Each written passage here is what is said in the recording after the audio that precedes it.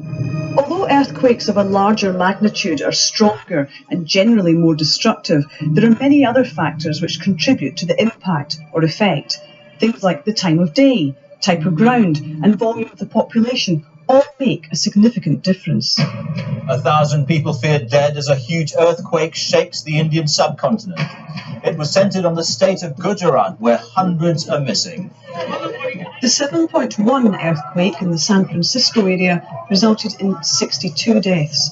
However, the 7.9 earthquake that struck the town of Bhuj killed over 20,000 people.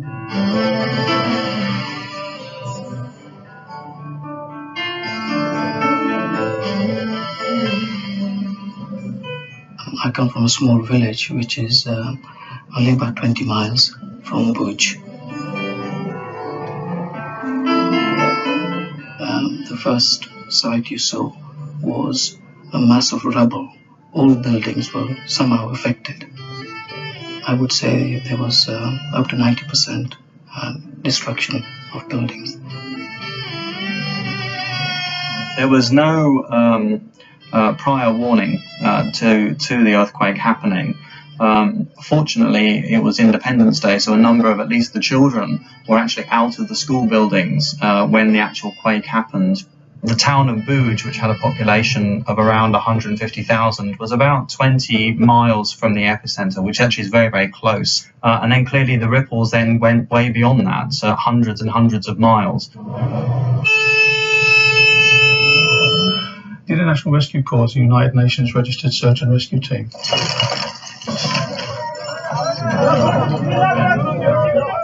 When we landed in India, we were told that we were going to the Gujarat area. We were given a missing, and there's always a tag for people that are dead and people that are missing, unaccounted for, of nearly 500,000 people, and we thought that couldn't be right. When we did get to Bhuj, it was literally flattened. You were just looking at a complete sea of rubble. You know when you see that kind of rubble, there's going to be very few survivors in it. There's always a lot of noise, there's always a lot of crying because people are finding bodies all the time in places like that. There's a strange smell that's attached to it. It's a mixture of sort of dust and, even at those early stages, because of the heat decaying bodies.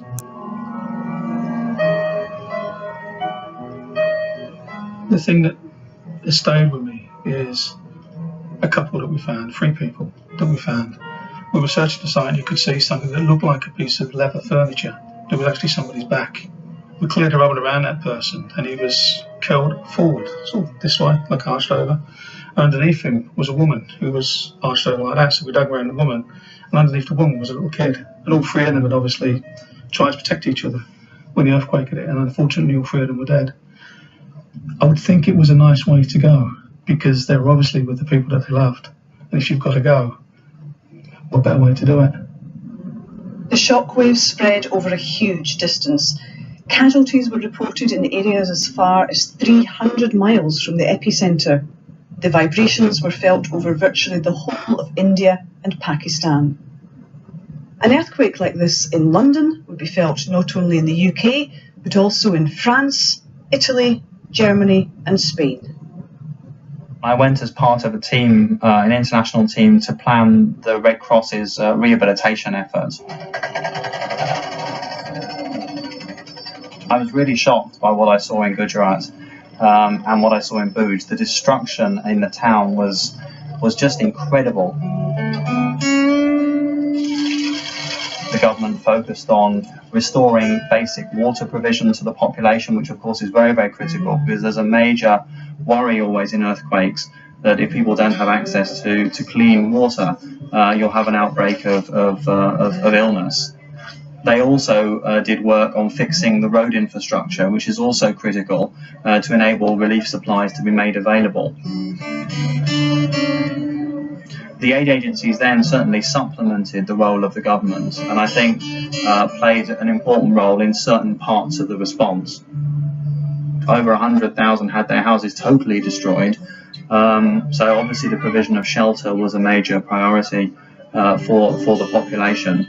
So food, shelter, and then basic medical supplies, I think, were the areas that were focused on.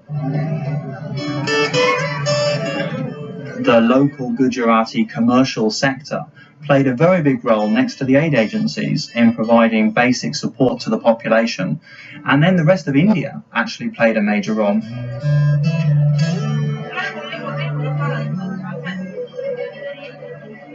Over £3 billion was the cost to the state.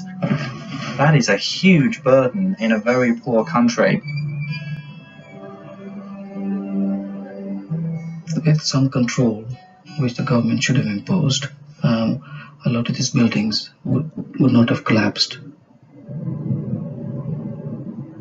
Rubble buildings are fairly weak, and in certain areas, even in rural areas, people can only afford to build a certain way.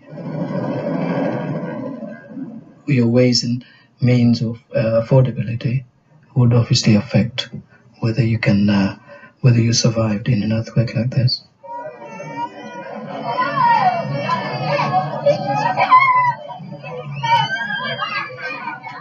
I think the most valuable lesson has to be awareness of the impact of the devastation an earthquake can cause, and not to forget about it, not to say that it won't happen in my lifetime. It could happen in your lifetime.